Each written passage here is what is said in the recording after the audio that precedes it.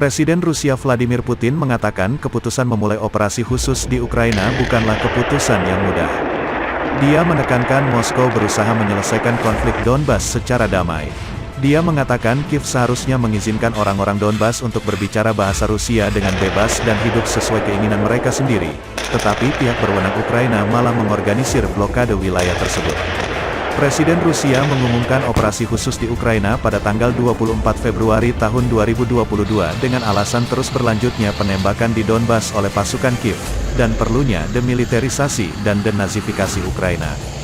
Lebih lanjut Putin mengatakan Rusia telah mendeteksi munculnya pejuang dari Timur Tengah di Ukraina, yang mencoba menggunakan mobil jihad, yang dilengkapi dengan bahan peledak untuk menyerang militer Rusia.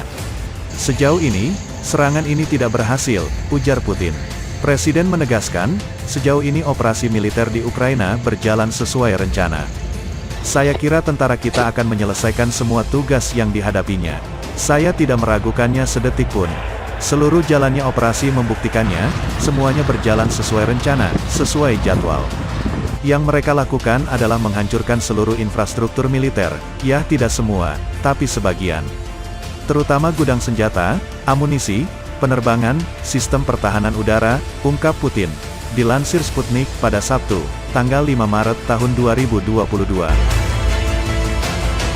Putin juga menguraikan salah satu tujuan operasi khusus yakni denazifikasi Ukraina.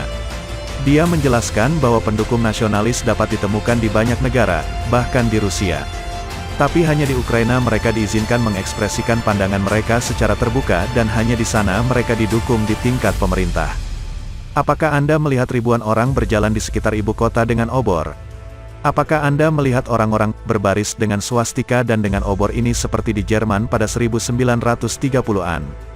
Apakah kita mendukung mereka yang membunuh orang Rusia, Yahudi, bahkan orang Polandia yang sama, dalam Perang Dunia Kedua?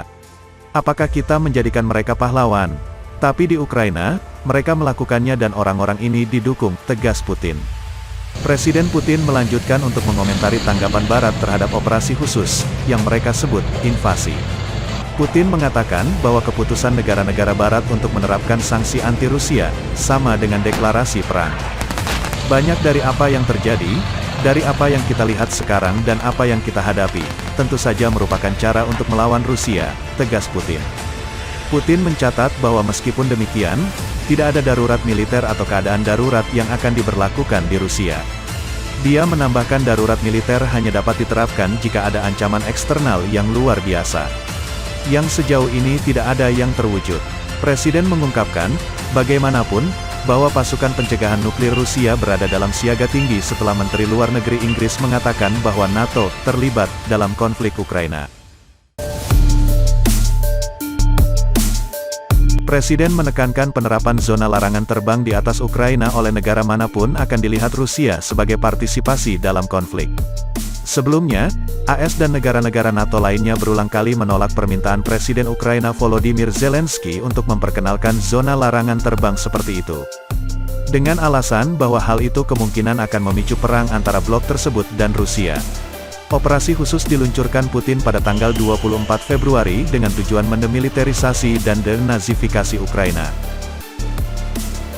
Presiden mengatakan Rusia tidak memiliki pilihan lain selain bertindak setelah Kiev gagal menerapkan perjanjian Minsk selama 8 tahun dan secara sistematis mencoba membatalkannya.